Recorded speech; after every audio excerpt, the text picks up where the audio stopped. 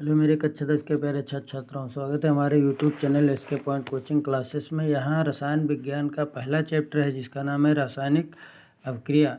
उससे संबंधित कुछ हम परिभाषाएं और उनसे रिलेटेड टॉपिकों को देखेंगे। जैसे हमारी की पहले दी है वे अभिक्रियाएँ, यानी कि रासायनिक अभिक्रिया किसे कहते हैं। तो वे अभिक्रियाएँ जिनमें एक या एक से अधिक पदार्थों के अणुओं के व्यवस्था के फलस्वरूप अर्थात अभिकारकों के सहयोग से नए पदार्थ का निर्माण होता है, उसको रासायनिक अभिक्रियाएं कहते हैं। जिसे हमारा लिखा है कैल्शियम और ऑक्सीजन से क्रिया करके कैल्शियम ऑक्साइड बनता है जो कली चूना कहलाता है। इसी तरीके से रासायनिक समीकरण को संतुलित करना होता है। रासायनिक समीकरण को संतुलित करना क्या होता है, यानी वह रासायनिक अभिक्रिया जिसमें बाईं ओर अभिकारकों तथा दाईं ओर उत्पादों में प्रत्येक तत्व की परमाणुओं की संख्या बराबर हो, उसको संतुलित रासायनिक समीकरण कहते हैं। जैसे मैग्नीशियम और सल्फर क्रिया करके मैग्नीशियम सल्फाइड बनाते हैं, तो यह एक संतुलित रासायनिक समीकरण कहलाते हैं। इसी प्रकार से हम अदर्स भी बहुत से समीकरण होते हैं, उनको भी संतुलित करेंगे और समझेंगे।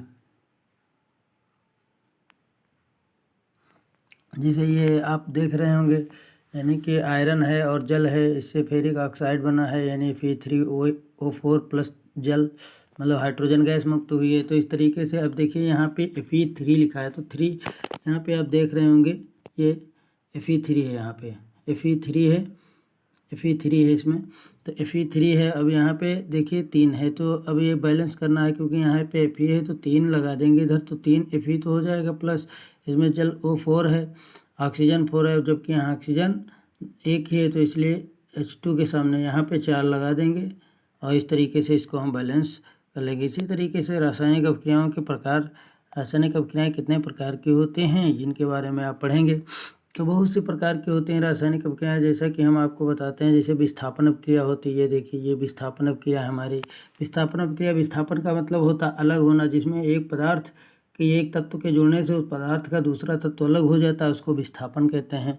जैसे आप देख रहे होंगे, लिखा भी है मैंने, रासायनिक अभिक्रियाएँ जिनमें किसी यौगिक से कोई परमाणु जुड़कर किसी तत्व के विस्थापित कर देता है, विस्थापन या प्रतिस्थापन अभिक्रियाएँ कहलाती हैं। जैसे कि आप ये रिएक्शंस देख रहे होंगे, इसमें फेरस है, कॉपर सल्फेट से क्रिया करता है, फेरस सल्फेट बनाता है, कॉपर को विस्थापित कर देता है। उसी तरीके से दूसरी रिएक्शंस होती है बच्चों, अनुत्क्रमणीय अभिक्रियाएँ, यानी कि वे रासायनिक अभिक्रियाएँ जो केवल एक ही दिशा में चलकर अर्थात अग्र दिशा में चल करके पूर्ण हो जाते हैं, अनुत्क्रमणीय अभिक्रियाएँ कहलाती हैं। अर्थात अनुत्क्रमणीय अभिक्रियाएँ वह अभिक्रियाएँ होती हैं जो एक ही दिशा में संपन्न होती हैं। जैसे दूध से दही बनता है, दही से मक्खन और घी बन जाता है, लेकिन आप दही और मक्खन को मिला करके आप दूध नहीं बना सकते, तो ये अनुत्क्रमणीय अभिक्रियाएँ कहलाती हैं। उसी तरीके से मैंने लिखा है सिल्वर नाइट्रेट, ये देख रहे होंगे आप, सिल्वर नाइट्रेट है, जल से क्रिया हाइड्रोक्लोरिक एसिड से क्रिया करके सिल्वर क्लोराइड में कन्वर्ट हो जाता है, नाइट्रिक अम्ल का निर्माण होता है वह।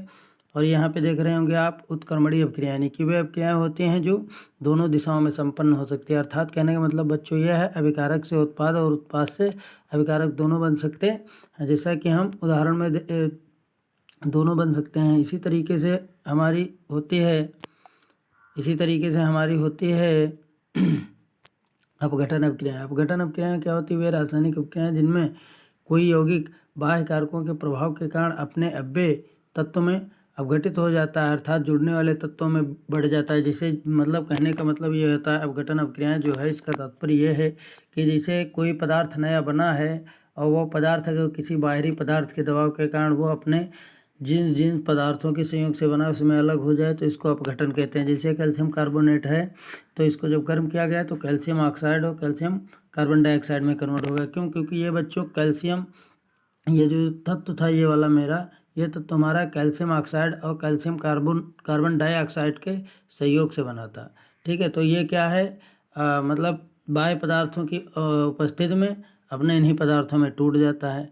ठीक है, इसी तरीके से होता उसमें अपघटन अभिक्रियाएँ, यानी वे रासायनिक अभिक्रियाएँ जिनमें यौगिक का ऊष्मा द्वारा 2 या 2 से अधिक सरल पदार्थों में अपघटन हो जाता है, अर्थात टूट जाते हैं, उसमें अभिक्रियाएँ कहलाती हैं। उदाहरण के रूप में देखेंगे, जैसे बच्चों हमारा ये लिखा है कैल्शियम कार्बोनेट, इसको गर्म किया गया तो कैल्शियम ऑक्साइड और कार्बन डाइऑक्साइड में कन्वर्ट हो गया, तो इस तरीके से होता है। इसी तरीके से होता है प्रकाश अपघटन अभिक्रिया, ऐसी अभिक्रियाएँ जिनमें यौगिक सूर्य के प्रकाश की उपस्थिति में 2 या 2 से अधिक सरल पदार्थों में अपघटित हो जाता है, प्रकाश अपघटन अभिक्रियाएँ कहलाती हैं। जैसे हमारा ये देखिए सिल्वर क्लोराइड है, ये HNO यानी कि सनलाइट अर्थात सूर्य का प्रकाश है, तो ये अपने H+ और Cl2 में टूट जाता है। यहाँ पे ये उदाहरण आप देख रहे होंगे इसके लिए। इसी तरीके से होता है बच्चों, लिखा है जिसे विद्युत अपघटन अपक्रियाएं। विद्युत अपघटन अपक्रियाएं किसे कहते हैं? ऐसी अपक्रियाएं जिनमें यौगिक के जलीय विलयन या गलित अवस्था में विद्युत धारा प्रवाहित करने पर 2 से अधिक सरल पदार्थों में अपघटित हो जाता है, विद्युत अपघटन अपक्रियाएं कहलाती हैं। जैसे मतलब जब किसी विलयन में, जलीय विलयन में विद्युत धारा प्रवाहित किया जाए तो अपने अपघटनों में टूट जाता है। जैसे उदाहरण के रूप में देखेंगे, अम्लीय जल में विद्युत धारा प्रवाहित करने पर जल डाई हाइड्रोजन तथा डाई ऑक्सीजन में अपघटित हो जाता है, जैसे यहाँ पे आप रिएक्शंस में देख रहे होंगे। उसी तरीके से हमारी होती हैं मतलब उभय अपघटन अपक्रियाएं। उभय माने होता है दोनों में, ठीक है, अपघटित हो जाती है। यानी वे रासायनिक अपक्रियाएं जिनमें अभिकारक यौगिकों के आयन तथा मूलक विनिमय के फलस्वरूप नए उत्पादों का निर्माण करते हैं, उभय अपघटन अपक्रियाएं कहलाती है। उभय का मतलब होता है बच्चों दोनों। जैसा कि देखते होंगे ये हमारी उदाहरण दी हुई है, इसमें सिल्वर नाइट्रेट ये यहाँ पे दी है, ये जैसा देख रहे होंगे, ये सिल्वर नाइट्रेट है, सोडियम क्लोराइड से क्रिया करके सिल्वर क्लोराइड बनाता है और सोडियम नाइट्रेट बनाता है। तो इस तरीके से इसमें 2 बार अपघटन हो रहा है। देखिए ये जो सिल्वर है वो क्लोरीन से क्रिया करके सिल्वर क्लोराइड में कन्वर्ट हो जा रहा है, ये देख रहे हैं। और जो नाइट्रिक अम्ल है, नाइट्रिक ऑक्साइड है, वो सोडियम से क्रिया करके सोडियम नाइट्रिक ऑक्साइड में कन्वर्ट हो जा रहा है। इसी तरीके से ऊष्मा क्षेपी अपक्रियाएं क्या किसे होती है? ऐसी अपक्रियाएं जो अभिकारक के साथ क्रिया या मतलब अभिकारक से क्रिया करके उत्पाद बनाती हैं तथा ऊर्जा को उत्पन्न करती हैं। देख रहे हैं जैसा कि यहाँ पे मैंने दर्शाया भी है, ये देखिए ऊर्जा उत्पन्न हो रही है, ऊर्जा 44 किलो कैलोरी। तो ऐसी ऊष्मा क्षेपी अपक्रियाएं कहलाती हैं, जो क्या है, जैसे हाइड्रोजन और क्लोरीन से क्रिया करके हाइड्रोक्लोरिक अम्ल में कन्वर्ट हो गई। उसी तरीके से बच्चों हम देखते हैं यहाँ पे ऊष्मा शोषी अपक्रिया, यानी कि वे रासायनिक अपक्रियाएं जिनमें ऊष्मा खर्च होती है। देखिए ऊष्मा क्षेपी का मतलब होता है उत्पन्न होना, और खर्च का मतलब होता है, शोषी का मतलब खर्च होना। जैसे ये आपका नाइट्रोजन है और ये ऑक्सीजन है, क्रिया करते हैं 43.2 किलो कैलोरी ऊर्जा 25 डिग्री सेल्सियस पर खर्च करके नाइट्रस ऑक्साइड का निर्माण करते हैं। ये देखिए यहाँ पे दिखाया गया। तो ऐसी अपक्रियाएं हमारी बच्चों ऊष्मा शोषी अपक्रियाएं कहलाती हैं। उसी तरीके से हमारी होती है ऑक्सीकरण अपक्रियाएं। ऑक्सीकरण अपक्रियाएं किसे कहते हैं? वे अपक्रियाएं जो इलेक्ट्रॉन त्याग कर धनायन बनाती है, अर्थात जिसमें ऑक्सीजन का संयोग होता है, यानी कि जिसमें ऑक्सीजन का संयोग होता है, ऑक्सीकरण सब अपक्रियाएं कहलाते हैं। जैसे देखिए सोडियम है, इसका परमाणु क्रमांक होता है 11। अब इसका इलेक्ट्रॉनिक विन्यास करोगे तो उसमें 1 इलेक्ट्रॉन की अधिकता होगी, जो क्या है अपना 1 इलेक्ट्रॉन त्याग कर धनायन में कन्वर्ट हो जाएगा। हम धातु में आपको बताएंगे। उसी तरीके से ऑक्सीजन के संयोग करके कॉपर ऑक्साइड बनाता है।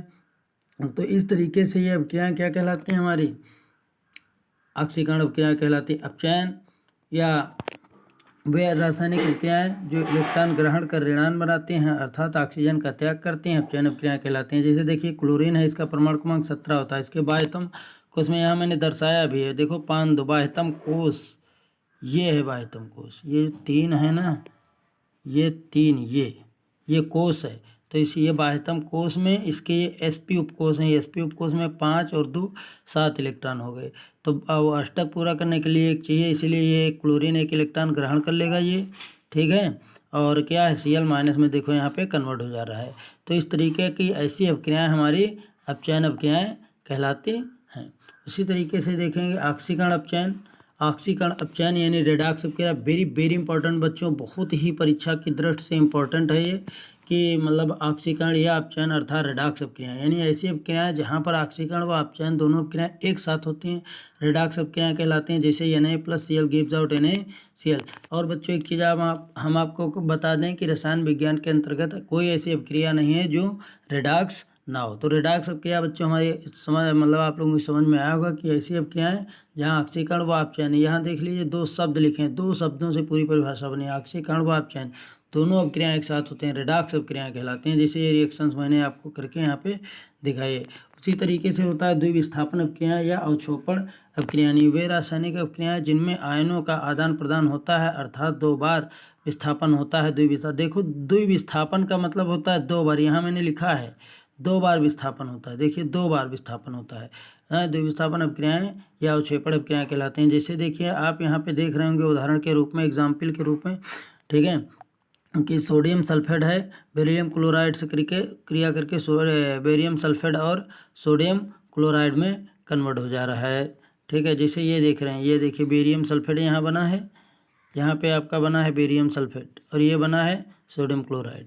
तो देखिए यहाँ सोडियम क्लोरीन से क्रिया करता है, ये देखिए ये सोडियम क्लोरीन से क्रिया करके सोडियम क्लोराइड बना रहा है और बेरियम सल्फेट से क्रिया करके बेरियम सल्फेट में कन्वर्ट हो जा रहा है। तो इस तरीके से 2 बार यहाँ विस्थापन हो रहा है, इसलिए ये द्विविस्थापन क्रिया कहलाएगी। उसी तरीके से एक अन्य परिभाषा आई हमारे सामने जिसको कहते हैं विकृत गंधिता। हमने लिखा है जहाँ किसी वसीय या तेल युक्त पदार्थ या तेल कमी से फफूंदी लग जाती है और दुर्गंध आने लगती है, इसी क्रिया को ही विकृत गंधिता कहते हैं। जैसे खटाई, अचार आदि में फफूंदी लग जाती है, अर्थात जिसे एक देहाती तौर पे होता है ना कि मतलब दहिया लग जाती है, उस तरीके की। तो आई होप बच्चों कि ये आपको चैप्टर बहुत अच्छा समझ में आया होगा। अगर कहीं इसमें कोई आपको लगता है कि ऐसे न ऐसे समझाया जाए तो हम फुल कोशिश करेंगे।